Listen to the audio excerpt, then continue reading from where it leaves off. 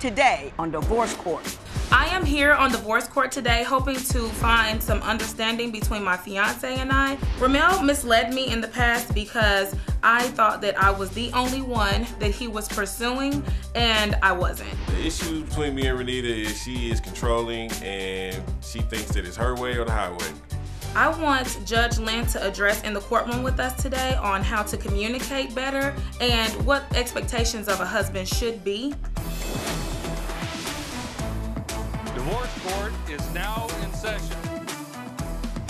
Good day, ladies and gentlemen. I'm here today with Renita Mitchell and Ramalle Meadows. Ms. Mitchell and Mr. Meadows, you two have been together for 6 years. You have 2 children together, and you're here on a Before the Vows. You want to know whether or not you should marry. You love each other, but there are issues, and we're going to talk about that. You've given me your marriage certificate with permission to tear it up should I believe this union is ill-advised. So, Ms. Mitchell, I'm going to start with you. Why don't you tell me a little bit about the history of your relationship, how you got together, what attracted you to one another, and we'll go from there. Okay. First of all, yes, we met 6 years ago. I was referred to him from a mutual friend. You were referred? Yes. Sounds like a temporary employment agency. Well, I needed my son's haircut, and he was a barber. Okay. And so I thought she was referred romantically.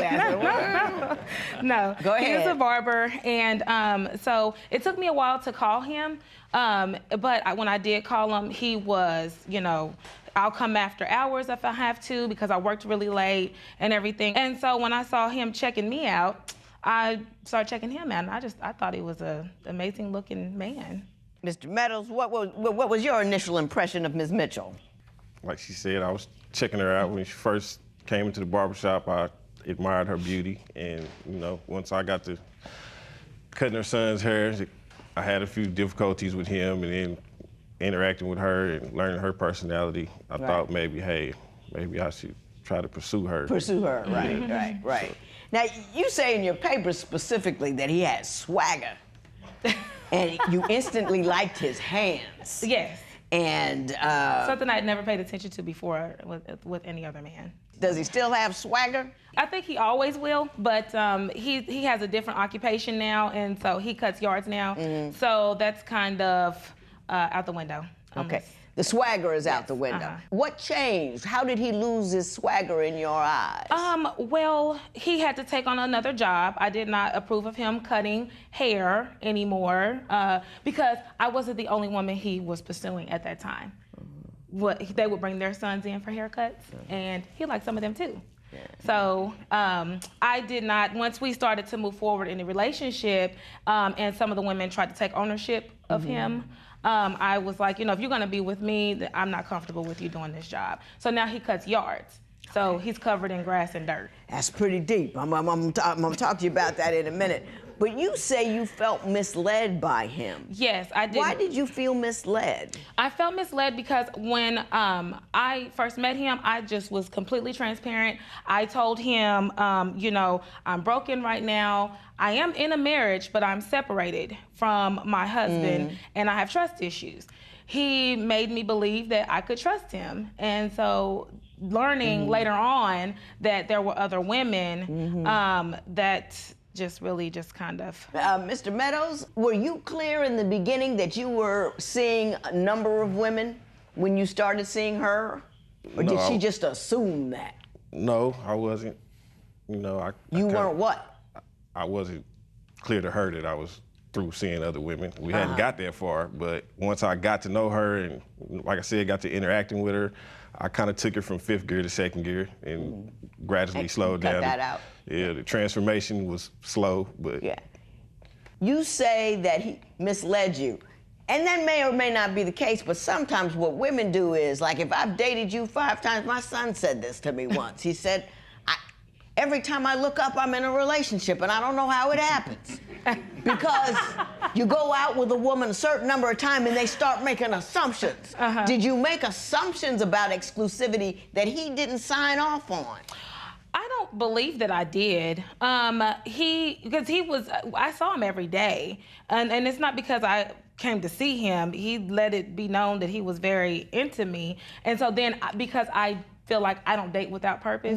I was just very transparent with him, like, hey, you know. But did he say the words, it's just you and me? Yes, he did. Yes, he did. Did you say the words, it's just you and me? Yes, I did. And you didn't mean them? Not in the beginning. Not in the beginning, no. Not in the beginning, I got you. She said something interesting to me in the beginning, which I would thought was trippy. Some chick you're dating tells you to change jobs. Why would you? Well, because I did like her, and I wanted to pursue a relationship with her, and I felt like that maybe me working at the barbershop with all the influences that I have at the barbershop, that it might be a good thing for me to do that. So. It didn't scare you at all? You didn't think that was presumptuous, that she would walk into your life, you're not married, none of that, and just tell you, I don't want you doing this job anymore because you come into contact with too many women? Yeah, it did. It scared me. I mean, but that was a sacrifice that I had to make to prove to her that I wanted to be with her. Didn't you think that was a little presumptuous? No. No. I would have only thought that if I didn't see the things I saw. I mean, I would get looks from women, because we used to go to the club all the time, okay? I would get looks from women like they owned him. And I'm like, what's going on? Oh, she's nobody. I just cut her son's hair. And I'm like, okay, well, you know, anywhere he goes, he's going to run into some women. Right. He's going to mow the lawn, and I'm going to open the door and write him a check. You know. I get that, but it wasn't like that. I've seen some women that, hey, bro, yeah, he cuts my son's hair. Hi, I'm so-and-so. Now that I understand, but it wasn't always like that. Like, I mean, I thought I was going to have to fight.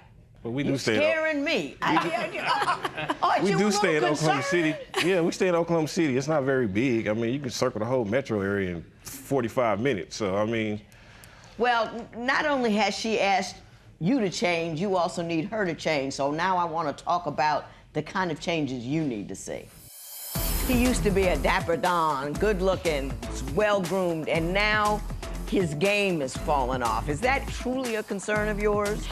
Well, with his appearance, he's not an ugly guy. I think he's gonna look good in whatever.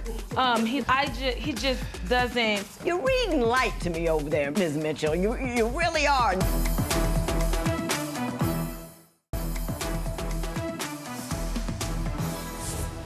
So, Mr. Meadows, you say now that you've changed jobs for her, she needs to make some changes. What are they? Well, I just feel like, you know, I made I call them sacrifices. I guess they weren't really sacrifices. Yes, they were.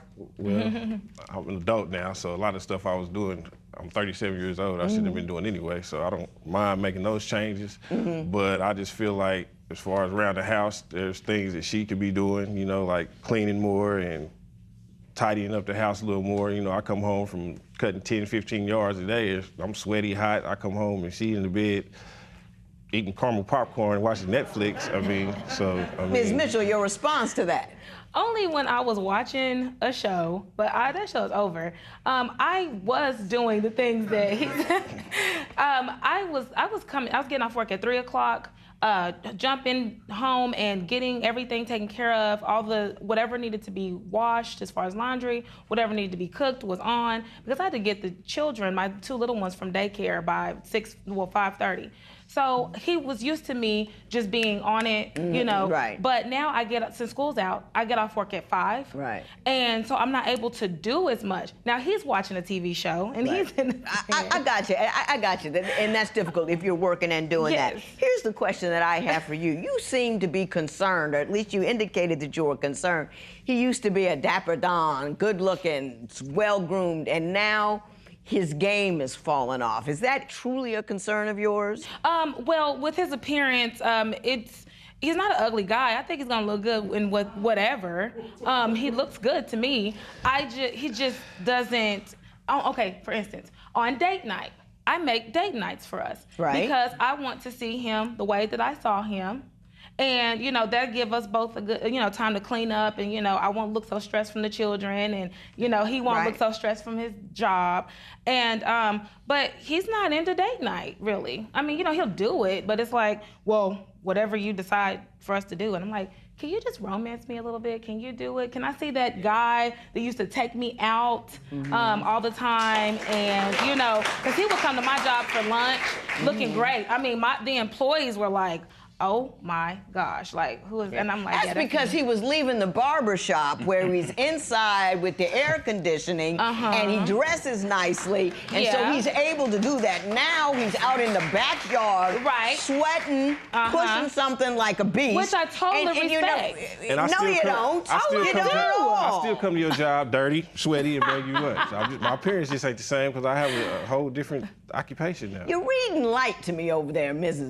Mitchell. You really are needy and wanty, but not too. Do you feel a little of what I'm feeling here? You look like superficial. You told him he had to change his job, but you liked it, and then he changed his job, but you liked the way he looked on his first job. You know what I mean? No, I respect his new hustle. I respect what he's doing. I'm cool with that. Just every blue moon, I want a date night. I mean, and so a date night so I can see him looking as good as he's looking right now. I don't need it all the time. I understand you still have trust issues. So I want to take a moment, talk about what's really going on. Do you think he's cheating on you, and how it is you keep track of him?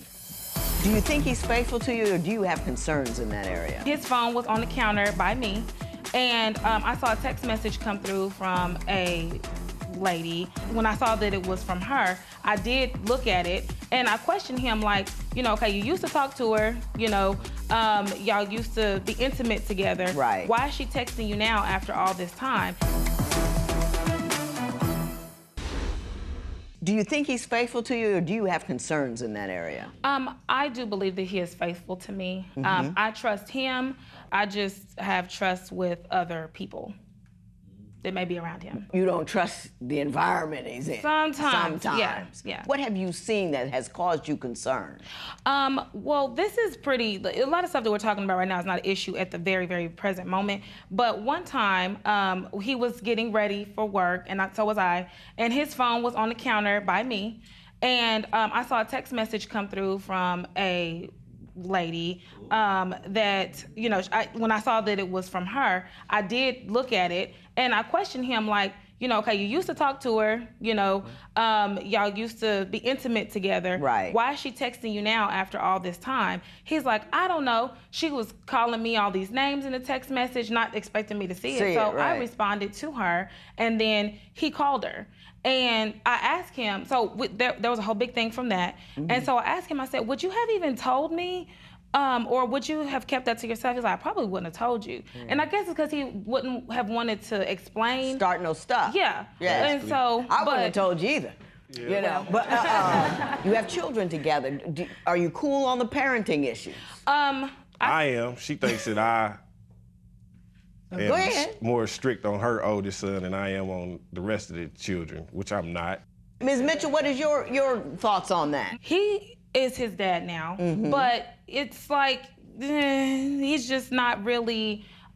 He'll cater more to the babies than my 6-year-old. What are the kind of things that you would like him to do that he's not doing? I would like for him to embrace my son more, and to, you know, for every time he's doing something with the 2 younger ones, that my son don't have to stand off and watch, you know, in the background. Bring him into the Yes, crowd. Bring him into. yes, You're bringing him into the group. Yeah. I do. Yes, I do. I don't do you spank him. I don't engage do him? nothing to him. I just, you know, with her feeling the way she feels, it's kind of hard for me to interact with him because she's so judgmental about the way that I am with him. So I just kind of. How are you with him? I mean, are verbally, Are I can you be. tough on him? Yeah, verbally, I don't whoop any of the He's kids. 6. I agree with her about the son. It is difficult to be a step parent and come in and do that well and meaningfully. And you're not gonna be as attached to them as you are your own children. So you have to actively engage in the process of learning to love them in that sincere, dear way that you automatically love your own children. That's a job. And it doesn't include yelling, because to him, you're just a dude off the street. That's what, you know, that's what that is. Now I want to turn to the compatibility test and show you what I saw there. Oh.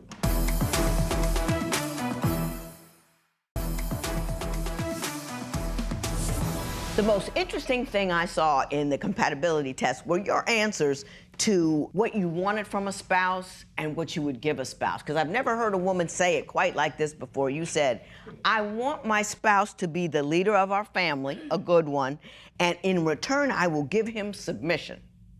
Now, which, if that's the way you want to roll, that's cool. But right here, I'm not seeing any of that. It seems that you're awfully in charge and dictatorial about what goes on in the home. And my question to you is, if you're looking for leadership, don't you have to back off the demands a bit? Yeah, you do. Yet you see no inconsistency between your behavior and what you desire. Because I would really like to be able to put down the leadership thing and really let him pick it up. But that's why we're here, because I want to understand him. But I also want him to understand, too, that, you know, I would like to take care of business side first and then, you know, romance each other and, you know, do things like that. But I feel like I have to cue him on, like, hey, this is what's going on. He's like, yep.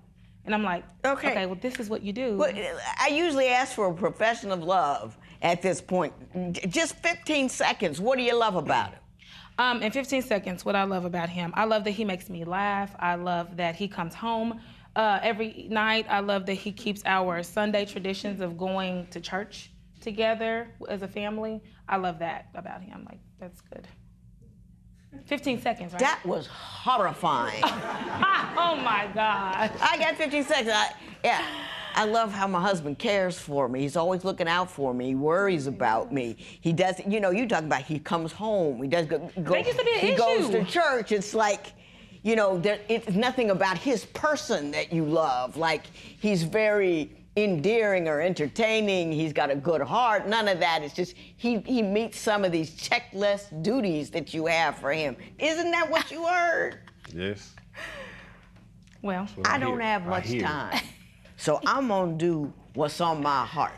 If I were your mother, I would tell you to step up and stand up.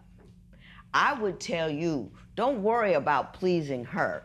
I would tell you worrying about what you do and what you think is the right thing to do. Because she is running you. And she doesn't even like the fact that she is running you. But she can't seem to stop herself, so you need to stop her. Do you know what I'm saying? You know, step up, man up. She's just running you and telling you what to do. I don't know how you take it. You know what I'm saying? Well, I don't disagree with some of the stuff that she says. It's just the consistency of it. It's the way she says it. Yeah. maybe it's Hop to. Yeah. You know, if you want love, if you want romance, if you want to be treated softly and well, you got to be a little soft. You got to be a little romantic. You can't be a drill sergeant and wonder why he's not kissing you on the neck. Nobody wants to kiss a drill sergeant on the neck. That would be my recommendation to you. I think you should get married. I'll give you your marriage license. I think you should get married, but you both need to work on yourselves in the manner I so designated. This matter is adjourned.